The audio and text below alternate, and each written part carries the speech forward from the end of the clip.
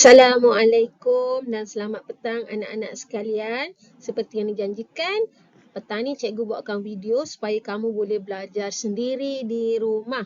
Okay, jangan lupa subscribe dan like cikgu punya channel, channel cikgu Siti Suha. Okay, ini menunjukkan peta konsep bagi tajuk kadar tindak balas. Yang pertama, awak kena tahu definisi kadar tindak balas, iaitu perubahan kuantiti bahan atau hasil tindak balas per unit masa.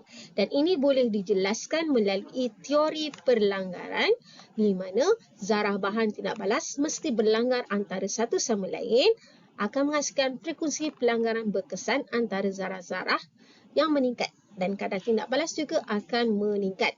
Ada 4 faktor yang kamu perlu faham, iaitu kepekatan, saiz, suhu dan juga kehadiran mangkit. Okay, kita terus pergi kepada soalan contoh. Okay, ini adalah soalan 9. Jadi kemahiran yang akan diuji dalam soalan 9 adalah mengingat, memahami, mengaplikasi dan menganalisis, dan jumlah markah adalah 20 markah. Okay. Jadi untuk soalan macam ni, awak perlu baca soalan betul-betul dan tengok markah yang diperuntukkan. Kalau markah tu 2, maksudnya awak perlu ada 2 jawapan yang ringkas, tepat dan padat. Okey. Kemudian kita tengok contoh soalan 2 kat sini, dia bertanyakan tentang situasi manakah yang daging akan masak lebih cepat dan nyatakan faktor. Ringkas saja. Okay, kita tengok dulu pembagian markah seterusnya. Okey, 1 markah. Okey, markah kedua. Okey, 2 markah untuk soalan kedua. Soalan dia bertanyakan tentang maksud kadar tindak balas dan nyatakan nama gas yang terhasil. Okey, ringkas. Ini pun 2 markah. Okey, untuk soalan yang kedua, markah yang peruntukan adalah 5, di mana awak dikendaki menulis persamaan kimia, markah dia 2, dan awak perlu membuat penghitungan isi padu maksimum gas karbon dioksida yang akan terhasil, dan ini merangkumi 3 markah. Okey.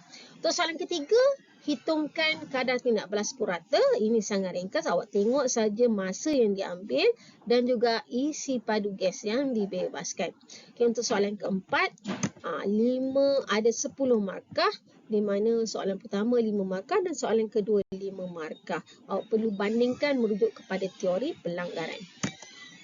Okey. Okay, kita tengok soalan yang pertama.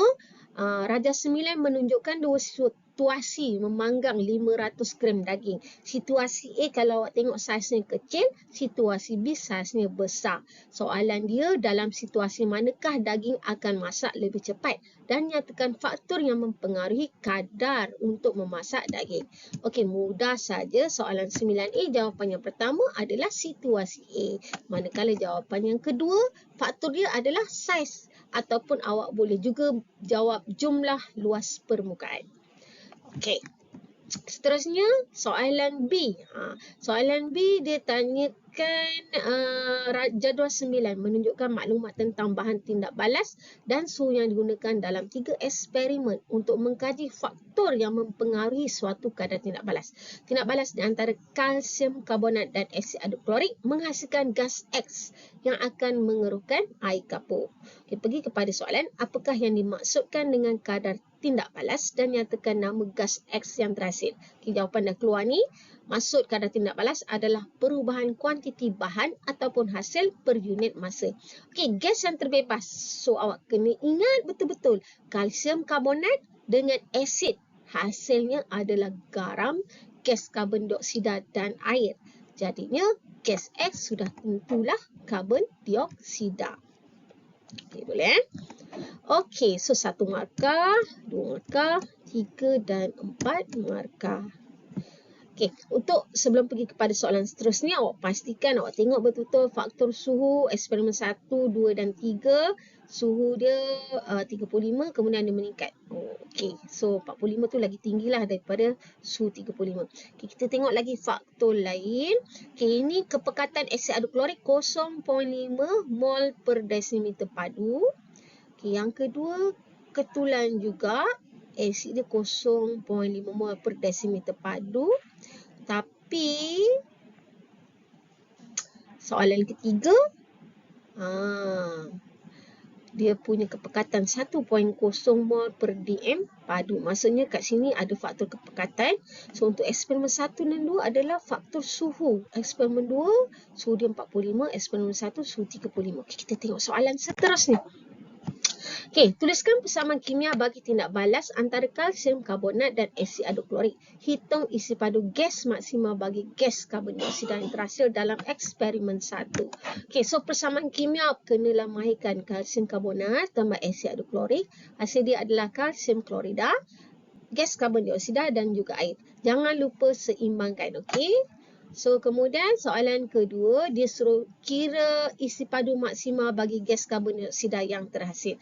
Okey, jadi awak tengok eksperimen 1 kat sini, dia ada bagi tahu kalsium karbonat berlebihan 30 cm padu asid 0.5 mol per desimeter padu. So, kita guna formula Mr. X. Iaitu yang pertama, kita keluarkan semua maklumat HCl di mana M dia adalah 0.5 mol dan isi padu adalah 30 cm padu. Okey, kemudian soalan dia adalah hitung isi padu gas karbon dioksida. So, awak keluarkan maklumat isi padu berapa desimeter padu. Okey, jadi step yang pertama menggunakan formula MV per 1000. Masukkan saja nilai M, masukkan nilai V dan awak dapat kepekatan, bilangan mol 0.015 mol. Step pertama. Okey, step kedua adalah membuat perbandingan antara maklumat yang diberikan dan juga soalan. Okey, jadi kat sini adalah asid hidroklorik nisbah dengan karbon dioksida. So, 2 mol asid hidroklorik akan menghasilkan 1 mol karbon dioksida. Maka berdasarkan pengiraan tadi 0.015, so dia akan menghasilkan 0.0075 mol. Macam mana dapat ni? 1 bahagi 2 darab dengan 0.015, dapatlah nilai yang ini. Okey, so step yang ketiga, kiralah isi padu gas karbon dioksida menggunakan formula N darab isi padu molar. So 0.0075 darab 24, jawapan dia 0.18 desimeter padu. Okey, itu kaitan dia. Okey, so ini persamaan kimia akan dapat 2 markah. So setiap langkah akan mendapat 1 markah. Jumlah dia 5. Okey, hitung kadar tindak balas purata bagi eksperimen 2. So pergi tengok eksperimen 2 tadi. Kat sini dah bagi masa untuk mengumpul 50 cm padu. Ni masa 30 saat. Jadi nak kira, mudah saja kadar tindak balas 50 cm padu bahagi dengan 30 saat. So 1.67 cm padu per saat. So jangan lupa tulis unit. Kalau tak tulis unit tak dapat markah. Bye-bye. Okey. Kita pergi kepada perbandingan kadar tindak balas. Eksperimen 1 dengan eksperimen 2. Ingat lagi tak? Mana suhu lebih tinggi? Eksperimen 2 suhu dia lebih tinggi iaitu 45 darjah Celsius. Manakala eksperimen 1 adalah 35 darjah Celsius. Dan eksperimen 2 dan eksperimen 3 pula dari segi kepekatan asid hidroklorik. Jadi macam mana nak dapat 10 markah? Okey, ayat dia yang pertama kita buat perbandingan eksperimen 1 dan eksperimen 2. Okey. Kita dulu kadar tindak balas mana yang lebih tinggi? Eksperimen 2 lebih tinggi. Kenapa eksperimen 2 tu lebih tinggi? So ada ayat kat sini lebih tinggi. Saya saja tutup dulu. Okey. Sebab dia adalah suhu. So eksperimen 2 lebih tinggi daripada eksperimen 1.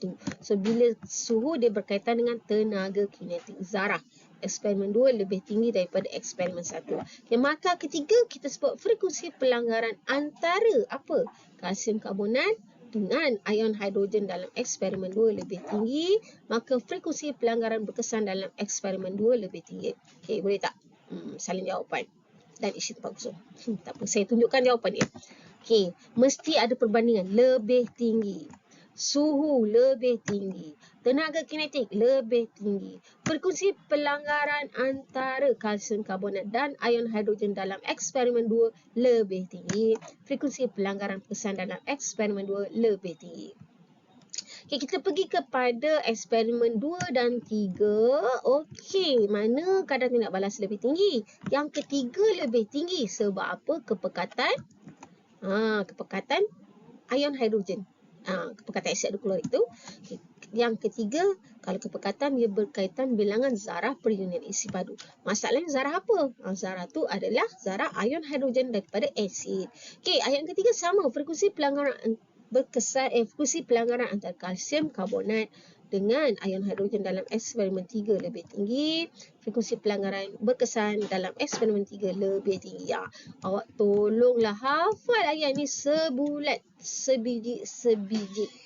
Dan pastikan mana kadar tindak balas yang lebih tinggi.